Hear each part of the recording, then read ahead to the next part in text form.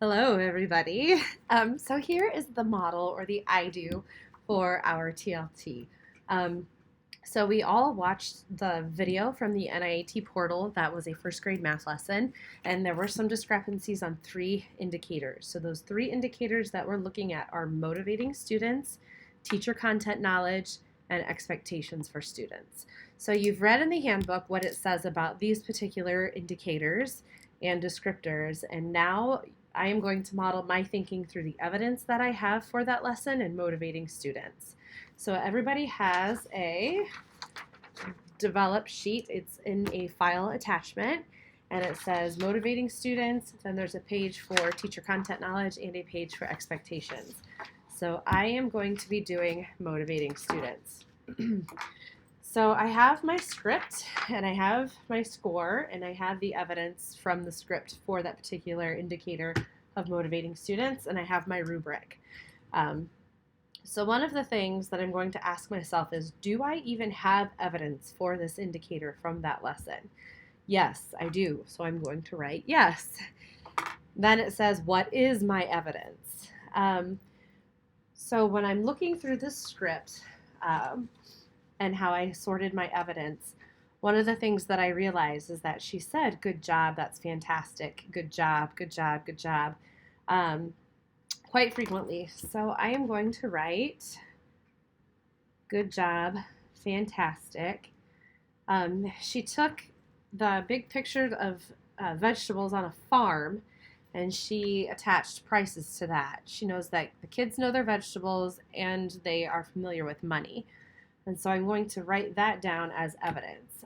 Personally relevant to students by using money and vegetables on a farm.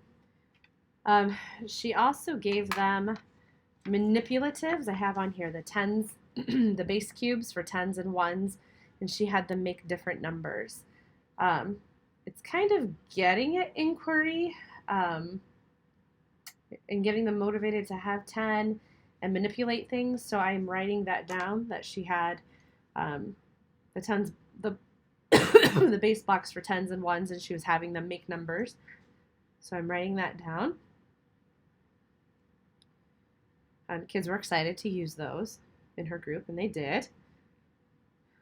One of the things that I'm unclear about, she had said that they were going to talk about buying vegetables in the store, and then she showed them a farm. So for first grade, was that connection between buying those vegetables in a store but seeing the picture on a farm, is that clear for kids? Also, students were reinforced and they were given good jobs, and they were counting aloud together. So I'm going to write that here. And I'm writing from the script, good job. It's unclear if all the kids were counting correctly. So I'm writing that. And one thing that I noticed too is that it seemed like students were excited and motivated to get the answer right. I don't know that they were excited and motivated to learn how to do adding bigger numbers, is what she said. So I'm not sure that that is clear. The inquiry, curiosity, and exploration, there's a little bit of inquiry in there when she was having them use the base cubes. Going on to my next question, I'm going to think, how do I know if this is subjective or inferred? The one thing that I could say from my evidence that's inferred is that students were motivated to get the answer right rather than motivated to learn the process because they know they need to do this if they want to go to the store and buy things with big numbers or whole dollars. One of the other things in my mind that I'm stuck on, she was having them add big numbers, but she was using cents. So she was using 57 cents for a carrot, or what was it, 65 cents for a tomato.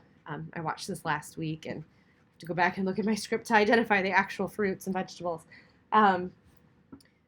those aren't whole numbers. And so I'm thinking about decimals and cents. Could she have made those vegetables whole numbers and gotten rid of the decimals and the cents? Again, just me thinking about some things that could be subjective or inferred on this. But from the evidence I have, she said, good job, fantastic. She praised them as they were counting aloud. She did attempt to make it personally relevant, that she had a visual and picture of a farm, and then she was putting prices on those. Excuse me. She gave them the cubes, and they were making numbers and then adding them together, and she was right there monitoring that.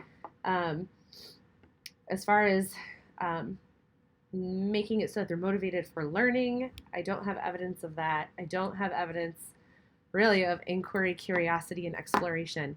And I know that when it comes to student learning, that indicator or that descriptor is probably the most important one for motivating students. Would I change my score after reading the handbook? My answer to that would be no. My final score for motivating students is a 2. And I'm committing to that, and so I'm going to write 2. Okay, so now it's going to be your turn.